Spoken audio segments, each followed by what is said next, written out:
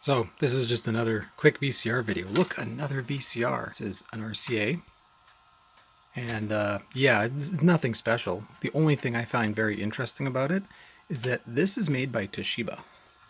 You can see Toshiba used to have these little flip down doors along the side. Also, I looked it up and it's a Toshiba, and every part in here is branded Toshiba. And RCA didn't really make their own. Even with the Thomson Consumer, they outsourced a lot of it. Anyway, this is a VR-674HF from late 94, possibly early 95. That's the year of this.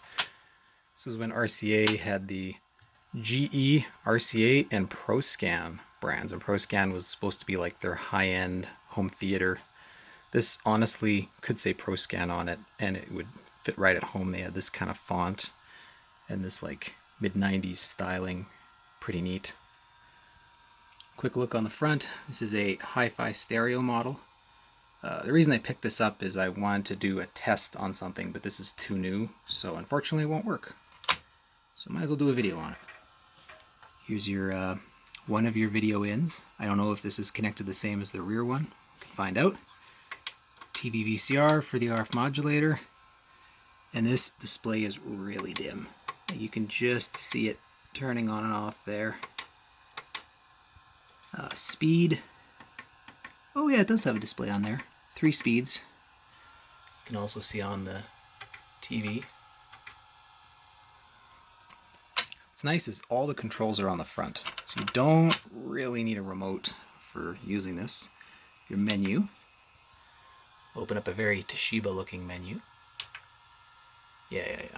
So I believe menu is okay, and you can hit clear to get out of there. It has a display button on the front, which is nice.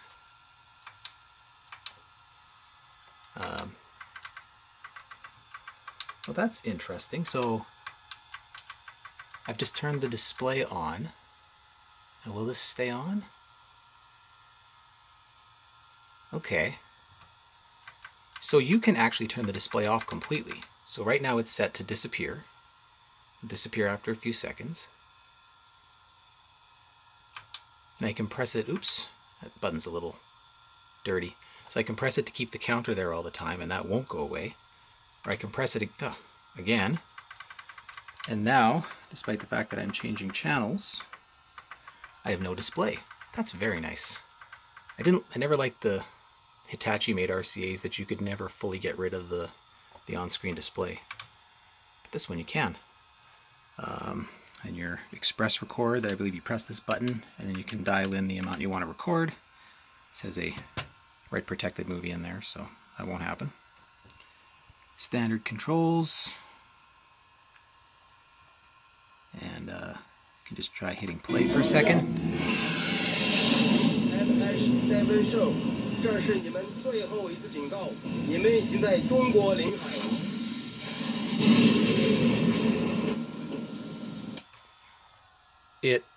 When I tested it earlier, it would eventually lock in the tracking. I think I need to clean this cable and do some digging in here. This was filthy. It looked like someone had put a tape in here and it had shed, and there was just black particles everywhere. And then they just stuck it in their garage for probably a decade. So it's a miracle it's working at all. Let me hit eject here. And other than cleaning the heads, I haven't really done, well, cleaning everything, including the heads, I haven't done anything. Take a look inside, your standard mid-90s VCR. This has got some sort of a cam gear-driven mechanism in there. And I believe there is one belt on the bottom side that drives this idler. You can take a look at that in a bit.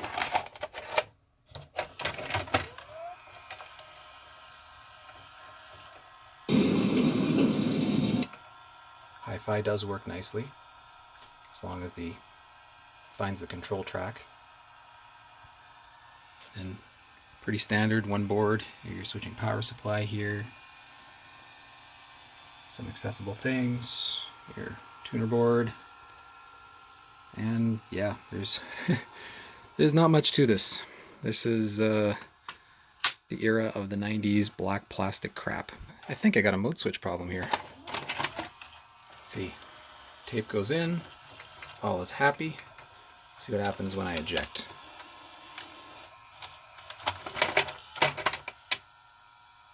It's getting all confused here. And sometimes it'll start to load the tape in, get confused, go back a little, go back in further. Sometimes it'll eject, sometimes it'll go back in successfully and then out. So as this mode switch is going through, there's probably dirt in there. It's not surprising. This has been stored in a garage where people have been smoking around it for ages. I wonder how easy it is to get at the mode switch. And just like a lot of these kind of cheapo 90s machines, lots of stickers for how many times it's been repaired. And nothing is accessible on the bottom. You move that metal plate and why? Like I'm assuming these are just cut out so that I guess if you're troubleshooting you can get to one of the pins on it. I doubt it would be a heat reason, but mechanically completely inaccessible. I think you have to take the whole mechanism off the circuit board. Well, this looks familiar. Remember that 6-head Toshiba? Similar location for the belt, only this belt is in much better shape. Still nowhere close to finding the mode switch, but now I can see the screw, I guess, holding this in place. Yeah, okay. Well, that's something I've never really seen before. I guess I've never really drilled into these too much, but look at that. It's in 2 parts. So you can take a look at the back side here. We'll be able to see it in action, but pretty straightforward. The end of tape sensors and emitter are all part of this board, and they just slide into the sides of the mechanism. Here's a connector on the bottom that goes here for the capstan motor. Now there's these ribbon cables.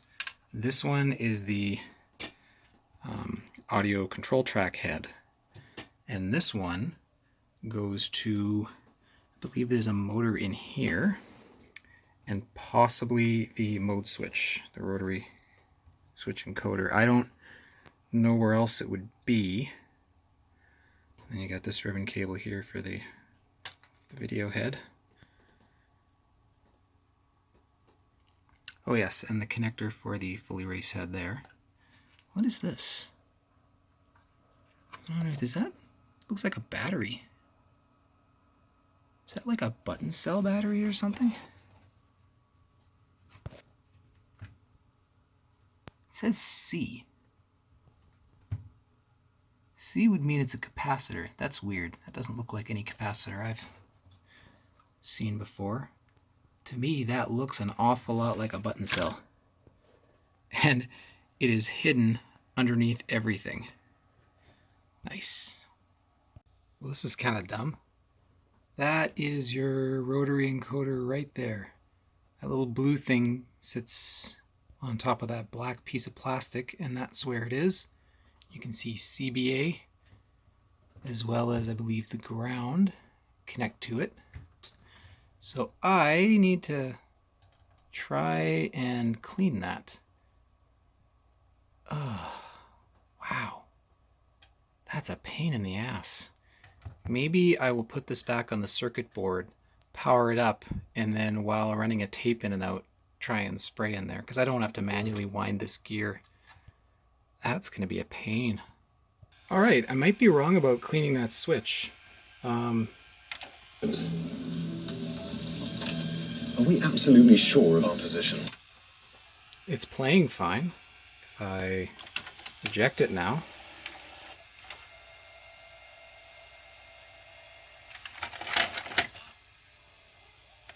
seems to work just fine. All I did is got some contact cleaner and I cleaned the connections for these 2 ribbon cables. And that seems to have solved it. I'm going to keep playing around with it, but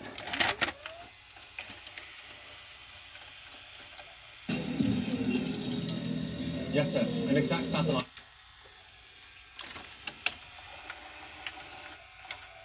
I don't know what it's doing right there before it ejects, though. But whatever, seems to be working. Before I put this back together, just take note that there are two infrared receivers here, and there's one sticking up. What is that for? It goes here, and it's for this feature. Integrated, oh, focus. Integrated cable box control. This, when you set it to record a channel, you know, you set the time and the channel you're going to record. Oh, I forgot to hook the flap on properly. This feels like the last Toshiba video. This will broadcast based on the codes, I guess, that you enter into here for your cable box. This will transmit the codes to change channel to whatever channel you want for this to record off of a cable box. You set your cable box on top, and this will take in remote signals, and it will broadcast remote signals. All right, it's time to test this out. Believe it or not, it's actually on. The VFD on the front is very, very dim. But I also grabbed a period correct remote. I think this is probably a few years earlier. And also I don't know if this is a universal or meant for a TV or what this was, but it does work. You can go into menu and then appropriately channel up and down. We'll go through the settings. So I can go to channel setup. I think I hit, is there an OK button on here? Menu again? Yes, hit menu again. Cable box setup. Is a cable box or satellite box being used? Yes. Enter the channel number for viewing the cable box. 007. Menu. Your VCR will receive on channel 7. Enter the satellite cable box type. Oh, okay, so it's like a universal remote. 0, 1. Oh, hold on. I want to see if this camera will pick it up. Okay, no, try another code. And press menu. So let's see if it shows here. Can't really see it. It's not to say that it's not transmitting. It's just this lens might be filtering out a lot of the visible spectrum from that transmitter. It's also kind of bright in here. When I say visible spectrum, I mean visible to a camera. VCR setup options. Interactive guide, VCR plus. Oh, this says VCR plus. Custom setup. What's audio setup? Reception. You can select stereo or mono or second audio. Hi-Fi, linear, mix. 0.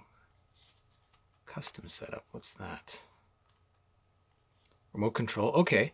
So a lot of these RCA VCRs from this time, you could have multiple. It's similar to what Sony did, where they had, for their high-end, you had VTR 1, 2, and 3. This has, if you look on the remote here, VCR 1 and VCR 2. So what I'm going to do is I'm going to go and say, change, press VCR 2 to change. So in case it doesn't lock you out, you can confirm by pressing VCR 2. Now I'm controlling it with VCR 2. Auto play, oh that's nice, you can turn that on and off. Auto TV VCR, auto repeat, panel display, bright, dim, auto. Oh my god, okay. Hold on. That's bright. That's dim. Oh, that's horrible. 0 to exit. What's interactive guide? Oh, no, I don't really want to do that. 0 to exit to main menu. Yeah, and the rest is pretty standard. This is all your programming for recording shows, setting your clock, setting up the tuner. It's all pretty standard. I think I've shown that in other videos before. One more thing about the menu that's nice is I'm navigating with channel up and down, but I could also use the numbers. So I could say 5, would take me to the same place. I always really liked the RCA menus. They were very consistent and very sort of universal, so you could do it in multiple ways. Even if you didn't have the controls on the front, you could use numbers on a universal remote as long as you could hit menu, or you could use menu and OK and exit, and, or in this case, done. Huh. Alright, let's try popping a tape in. This is so, it feels so loose when I put a tape in, like it just, bleh. Isn't it? Instead of having to get down on the floor, that's what I like about this. That's what I've all Okay, so let's pause. loved about the Play. Gazelle. Fast forward, very nice. Rewind. Let's see how that pinch roller is. Perfectly fine. Alright. I mean, there's really not much to say about it. It just does what it's supposed to. Does this have 2 line ins? It does. Okay. So the input on the front and the input on the rear are addressable separately. This doesn't say video 2 though, which is weird. Does that mean this is video 1? I don't know. Let's try an SLP tape. And meet the man who took a bite out of crime, and he's alive because of his dentures. And find out about the unexpected and in some cases welcome side effects of hysterectomy. Well, SLP plays fine. The Hi-Fi is working nicely. Do a fast forward. Do a rewind.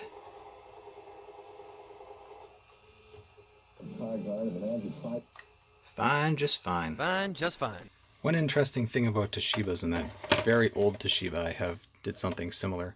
Watch what happens when I put this tape in. It's got the recording tab on.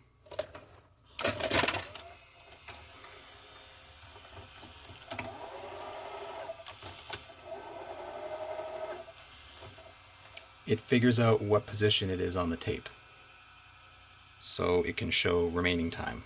I don't know how to show remaining time on here, but it knows it. So let's try fast forward.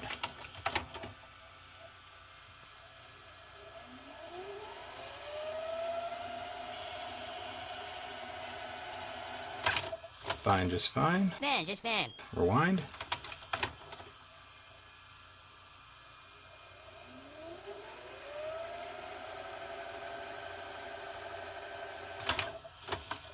Excellent. I mean, there's nothing on the surface wrong with this. It's still having eject problems, and I believe I do need to go in and clean that rotary encoder switch. I'm just being super lazy right now because it looks like a pain in the butt. And it pretended to work until I put everything back in the case.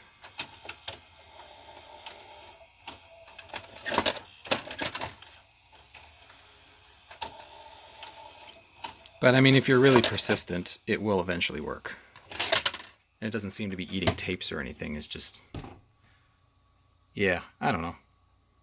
Anyway, if you were wondering, all 2 people on the internet wondering about this VCR, here you go. It exists. The RCA VR-674HF, made by Toshiba.